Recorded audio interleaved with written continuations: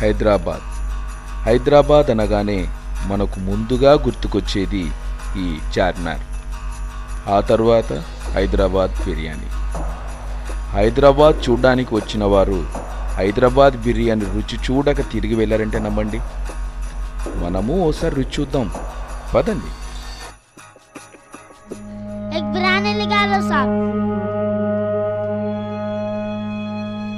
పలకా బలపం పట్టాల్సిన ఈ చిట్టి చేతులతో నాకు బిర్యానీ వడ్డిస్తున్న ఈ పిల్లాడిని చూసిన నా కళ్ళు, బిర్యానీ తినడానికి వచ్చావా లేక బాల కార్మికుడి చెమట రక్తం కన్నీటిని ఇంధనంగా వాడి అందిస్తున్న ఈ సేవలు పొందడానికి వచ్చావా అని చురుకు చురుకు పోట్లతో నా అంతరాత్మను గాయపరిచింది నా హృదయం.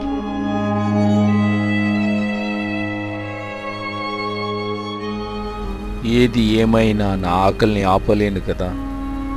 అసలు బిర్యానీ తినాలో తినకూడదో అర్థం కావటం లేదు. ఇప్పటికే బిర్యానీ తయారీలో కష్టపడ్డ పిల్లోన్ని బిర్యానీ తిరస్కరించి మళ్ళీ కష్టపెట్టలేను.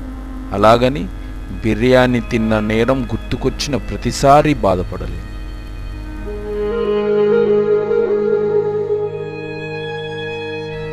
ప్రపంచ కార్మిక సంస్థ లెక్కల ఆధారంగా 5 నుండి 14 వయసు గల బాల కార్మికులు ప్రపంచంలో 120 మిలియన్లు కాగా మన భారతదేశంలోనే 44 మిలియన్లు ఉంటారని అంచనా. ఈ సమస్య మన భారతదేశంలో చాలా లోతులోకి నాటుకుపోయింది. బాల కార్మిక సమస్యకి కారణం ఇది అని ఖచ్చితంగా చెప్పలేకపోయినా వాటిలో కొన్నిటిని పరిశీలిస్తే పేదరికం, నిరక్షరాస్యత, అప్పుల బాధలు, మత, సాంస్కృతిక, సాంఘిక సంప్రదాయాల వల్ల కుటుంబ నియంత్రణ పాటించకపోవడం లాంటివి ముఖ్యమైనవి.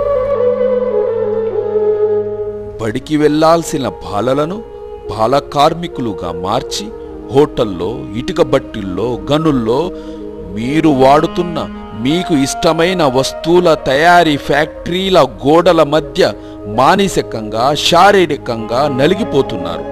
అంతేకాకుండా వ్యభిచారం మరియు అత్యంత ప్రమాదకరమైన మత్తుమందు మరియు ఆయుధాల సరఫరాలో కూడా వాడుకోవడం అత్యంత కిరాతకమైనది.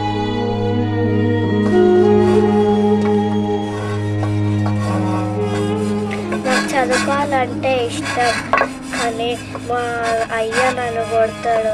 ఆ భయం నేను పని చేస్తున్నాను.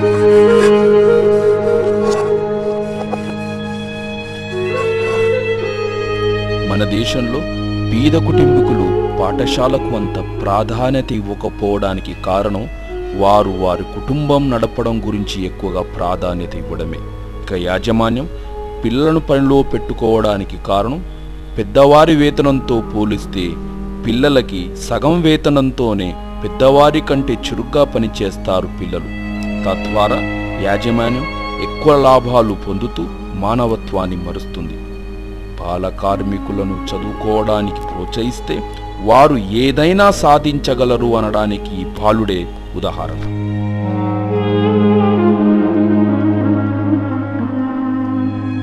నా పేరు శివప్రసాద్. మా సొంత ఊరు వచ్చేసి బయలుపత్తికొండ గ్రామం, ఆదోని మండలం, కర్నూలు జిల్లా. మేము కర్నూలుకి 40 సంవత్సరాల క్రితమే వలస వచ్చాము. ఫస్ట్ అంటే 6వ తరగతి 4వ తరగతి వరకు అప్పటికి నేను మామూలుగా చదివాను. మామూలుగా అంటే ఒక పాస్ అయ్యాను అంతే. ఒక 100 మార్కులు పెడితే ఒక 50 అలా వచ్చాయి, 56 మార్కులు వచ్చాయి అంతే. ఒకసారి ఇంకా ఫెయిల్ అయిపోయాను ఒక ఎగ్జామ్లో, అది సైన్స్లోనే ఫెయిల్ అయిపోయాను. అంతకుముందు సోషల్ కూడా అంటే కొంచెం ఉండేది, ఇంట్రెస్ట్ ఉండేది. ఎందుకో సైన్స్లో ఫెయిల్ అయిపోయాను. మేడం తిట్టేది, కొట్టేసింది. ఒకరోజు కొట్టేసింది, అందరు ఎదురు కొట్టేసరికి నేను అంతకు కొంచెం మామూలుగా చదివేవాడిని. ఎందుకు ఇలా అయిపోయింది, మనం చదవలేమా అనిపించింది ఒకరోజు. అదే నాకు బాగా గుర్తుండే సంఘటన. ఆ రోజు రాత్రి సాయంత్రం నుంచి రాత్రి వరకు కూర్చొని చదువుతూనే ఉన్నాను. అదే ఒక్క పాఠంనే అదే చదివాను. చదివి ఎలాగైనా సరే మేడం నన్ను ఈరోజు తిట్టింది, కొట్టింది, ఎలాగైనా సరే రేపు మేడంతోనే నన్ను పొగిడించుకోవాలి, బాగా చదివాను అనిపించుకోవడానికి దాన్ని చదివాను. ఆ చదివి నెక్స్ట్ రోజు ఎగ్జామ్ ఉంది. మళ్ళీ అదే ఎగ్జాము, అదే లెసన్ మళ్ళీ మేడంని అడిగి రాశాను. మేడం రాస్తే మేడమే చూసింది. చూసి చూసి ఏమైనా రాయలేదు కదా అని అడిగింది. లేదు మేడం, అంత కావాలంటే మీకు మళ్ళీ నేను చెప్పగలను, నిన్న తిట్టారు కదా అందుకోసం చదువుకొచ్చాను మేడం, నేను చదవగలను చెప్పడానికే ఇలా చేశాను. ఆ తర్వాత నుంచి నాకు తెలియకుండానే ఆల్రెడీ చదువుతానని వచ్చింది. దాన్ని ప్రతిసారి నిలబెట్టుకోవడానికి నేను చదివేసేవాడిని. 7th క్లాస్లో అంటే 97లో ఇంట్లో ఆర్థిక పరిస్థితులు బాగాలేనందువల్ల స్కూల్ మధ్యలోనే మానేసి పని చేయాల్సి వచ్చేది. ఇంటి దగ్గరే ఉండే పత్తి గింజల ప్రాసెసింగ్ యూనిట్లో పనిచేసేవాడిని. అప్పుడు చదువుకోవాలని చాలా ఉండేది, కానీ ఇంట్లో పరిస్థితుల వల్ల తప్పనిసరి పరిస్థితుల్లో పని చేయాల్సి వచ్చేది. ఇంకా బాధ అంటే అనిపించేది, ఇంకా ఇంట్లో ఏం చేయలేని పరిస్థితి, ఇంట్లో వాళ్ళని తప్పు పట్టాల్సిన పరిస్థితి లేదు. అది చేసే పనిగా వచ్చే జీతమే తక్కువ. అదే చాలా పెద్ద ఫ్యామిలీ, అందరూ ఉంటారు, అది తప్పేది కాదు. మరీ ఎక్కువైతే బాధపడలేదు నేను, ఇలా అయ్యో ఇలా అయిపోతుంది అని ఎక్కువ బాధపడలేదు. చదువుకోవాలని అనిపిస్తూ ఉండేది. అదే టైంలో పని కూడా అలాగే చేసేవాడిని. ఆ టైంలో నేనేంటి ఇలా చదువుకోవాల్సిన వయసులో పుస్తకాలు పెన్నులు పట్టుకోవాల్సిన చేతులతో ఇలా ఫ్యాక్టరీలో పనిచేస్తూ ఈ సంచులు పట్టుకోవాల్సి వస్తుంది అని నేను ఎప్పుడు బాధపడలేదు. నా ఆత్మస్థైర్యాన్ని కోల్పోలేదు. ఎలాగైనా చదవాలి అని ఒక తపన ఉండేది. అనుకోవడం వల్లనో ఏమో తెలియదు, కానీ ఆ టైంలో శివకుమార్ రెడ్డి అంటే కర్నూలు జిల్లా ఇన్స్పెక్టర్ ఆఫ్ ఫ్యాక్టరీస్, అంటే ఇలా బాల కార్మికులని ఐడెంటిఫై చేసే సార్.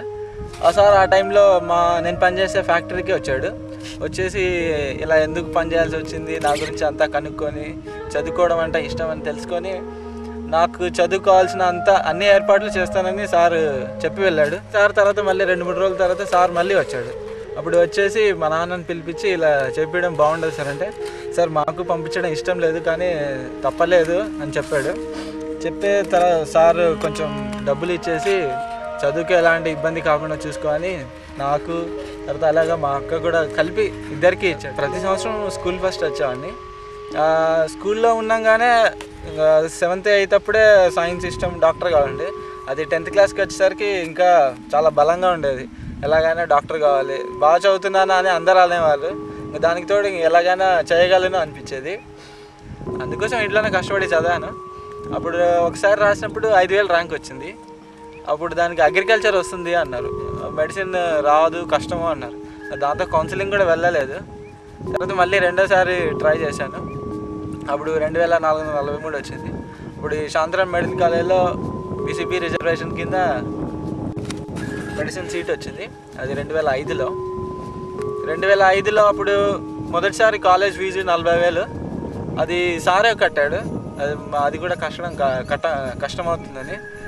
మిగతా సంవత్సరాలకి ఎలా కట్టాలి అని ఆలోచిస్తున్నప్పుడే Andhra bank Kurnool main branch వాళ్ళు పేపర్లో నా గురించి వచ్చింది. దాన్ని చూసి వాళ్ళ ఇంటి దగ్గరికి వచ్చేసి మీరు షూరిటీ ఏమి ఇవ్వాల్సిన అవసరం లేదు, మిగతా అంతా కావాల్సినవన్నీ మేమే ఇస్తామని ఎడ్యుకేషన్ లోన్ నాకు షూరిటీ లేకుండా శాంక్షన్ చేశారు. ఈ శివప్రసాద్ని మంచి స్ఫూర్తి తీసుకొని ఈ చైన్ లేబర్ అనేది లేబర్ పనికి పంపించకుండా తప్పకుండా స్కూల్కి పంపిస్తే తప్పకుండా ఏ ఒక్కరైనా సరే తప్పకుండా విజయం సాధిస్తారు సార్. అది మాత్రం గ్యారెంటీ నమ్మకం ఉంది సార్. అసలు గవర్నమెంట్ ముందు ఎడ్యుకేషన్ అనేది ఆర్థిక బాధ అనేది ముందు ప్రతి ఒక్క పేదవాడిని కూడా నా పిల్లల్ని డాక్టర్ని చేసుకోవాలి, ఎదుటివాడు ఎప్పుడైతే వస్తుంటాడో ముందుకి వానికి పంపించకూడదని ఉంటుంది. కానీ కొంతమంది చాలామంది బాధల్లో ఉన్నారు. కొంతమంది పేదవాళ్ళు ఉన్నారు కాబట్టి పనికి పంపిస్తే మంచు తెలియదు గంజి తాగుతామని చెప్పేసి ఉన్నారు. కాబట్టి ప్రభుత్వం ముందు చేయాల్సిన పని అది. ఎక్కడ లేబర్ ఉన్నారు, ఎక్కడ ఉన్నారని చెప్పేసి ముందు వాళ్ళకి ఆర్థిక స్తోమతను కల్పించే బాధ్యత ప్రభుత్వానికి తప్పకుండా ఉంది. ఆ రోజు కల్పిస్తే తప్పకుండా కూడా ప్రతి విద్యార్థి మీకు వాళ్ళకి చెప్పాల్సింది ఏమి, మీరుగిన తప్పకుండా స్కూల్ పంపించుకుంటే మీకు రేషన్ కార్డు ముందు కట్ చేస్తాం. మీకు నీళ్ళు రావు, కరెంట్ రాదు, మీ అబ్బాయిని తప్పకుండా మీరు స్కూల్కి పంపించండి. ఆ రోజు మీకు రేషన్ కార్డు కానీ బియ్యం కానీ ఏం రావు మీకు, తప్పకుండా మీరు పిల్లలను జాయిన్ చేయండి. మీరు ఆ తర్వాత మా దగ్గరకు రాని చెప్తే తప్పకుండా అబ్బాయి కానీ అమ్మాయి కానీ ఏం తక్కువ చేయకూడదు, వాళ్ళు అందరూ చదివేయండి అని గవర్నమెంట్ ముందు ప్రభుత్వం వాళ్ళకి ఆర్థిక స్తోమత కలిగిస్తే తప్పకుండా ప్రతి ఒక్క పేదవాడు కూడా ఎవరు కూడా ఈ రోజుల్లో చదువు లేకుండా ఉండాలని ఎవడు కూడా అట్లా కోరుకోడు సార్. కాబట్టి పేదతనమే దాన్ని దారి తీస్తుంది తప్ప ప్రభుత్వం ఏం బాధ్యత. ఏదో చాలామంది కూడా మన గవర్నమెంట్ వాళ్ళే ఇప్పుడు 14 ఏళ్ళు 15 పిల్లలను కూడా వాళ్ళు పని చేపించుకునే వాళ్ళు ఉన్నారు, బయటపడకుండా చేస్తున్నారు. మన కర్నూలు ఎంతోమంది చూస్తున్నాను. అక్కడ చూస్తే నేను ఇట్లా గణేష్ నగర్లోనే బాడుకున్నాను సార్. అక్కడ చిన్న పిల్లలు 7 ఏళ్ళ పిల్లలు 6 ఏళ్ళ పిల్లలు ముస్లిమ్స్ పిల్లలు పనిచేస్తుంటే కళ్ళకి నీళ్ళు వస్తాయి, గన్ను కొడుతుంటే ఏ వయసులో చేయాలో ఆ వయసులో చేయించుకోండి. కానీ వాడు పూర్తిగా ఏదైనా చేస్తే మీరు వాడు చదువుకుంటాను అంటున్నాడు. నేను అడిగినాను ఒకసారి, మీరు లేరు, మీరు లేనప్పుడు మేము అడిగినాను. అంటే మా అమ్మ నేను పనికి ఎప్పుడు డబ్బులు వస్తాయి, ఎవరు చేయాలో ఇంట్లో ఏం గడచడం లేదు అని చెప్తున్నాడు అని. అటువంటిది అది మంచి పద్ధతి కాదు భాష. తప్పకుండా మీరు పిల్లోని మీరు ఇట్లా పనిలో పెట్టుకోవద్దండి. ఇన్స్పెక్షన్కి ఎల్లుండి వస్తారు చూడు, మీ ఇష్టం అని చెప్పేసి పిల్లల్ని కూడా పనికి పంపిస్తారు. చాలామంది ముస్లిమ్స్ అమ్మాయిలు కూడా పోతున్నారు ఇప్పుడు కూడా. విషయంగా మీరేం చేయొద్దండి. గవర్నమెంట్ బాగా చేస్తుంది, అంత చేయలేకపోయినా కొంతవరకైనా చేస్తున్నారు, వాళ్ళ బాధ్యత చేస్తున్నారు. ఇంకా పూర్తి ఇంటింటికి ఒక మిలిటరీ ఒక పోలీసుడు కావాలంటే ఎక్కడ నుండి తెస్తారు sir?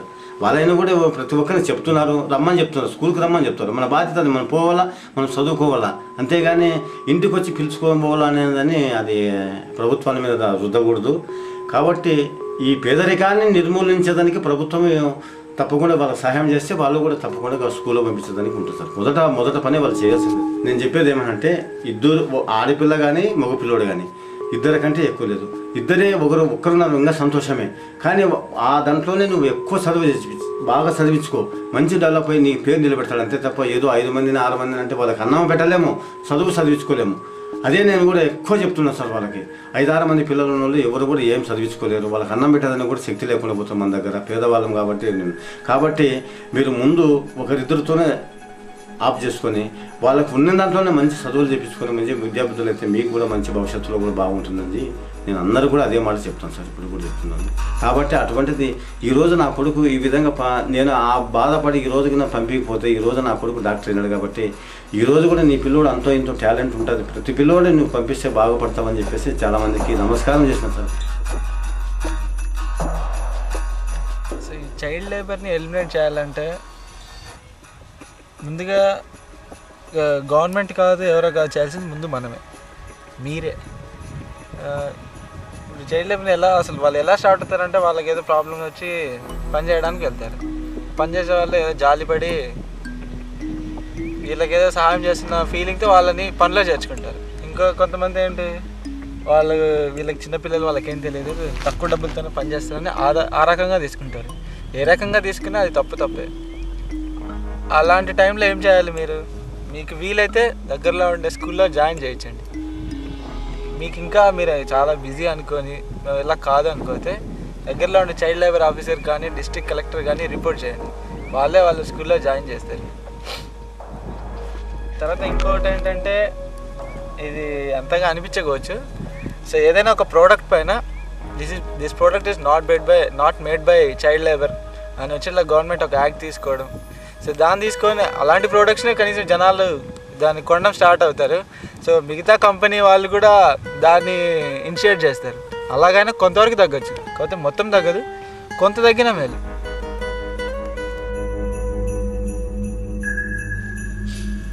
ISI ISO 9001 100% veg, star power saving, Agmark certified. లాగే బాల కార్మిక రహిత ఉత్పత్తి అని సర్టిఫైడ్ చేసే పద్ధతిని తీసుకొస్తే బాల కార్మికుడు లేకుండా లాభాలు పొందాము అని గర్వంగా ఉత్పత్తిదారు చెప్పుకుంటాడు. అలాగే రూపాయి ఎక్కువ పోయినా బాల కార్మికుని సేవలు పొందలేదు అన్న నమ్మకాన్ని వినియోగదారునికి కలుగుతుంది. ఈ ఆలోచన వల్ల బాల కార్మిక నిర్మూలనకు చాలా వరకు మేలు జరుగుతుంది.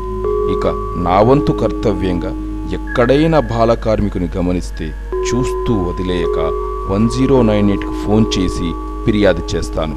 ఇదే బాటలో మనమందరము నడుస్తూ బాల కార్మిక వ్యవస్థను నిర్మూలించి దేశ ప్రగతికి బాట వేద్దాము. జై హింద్.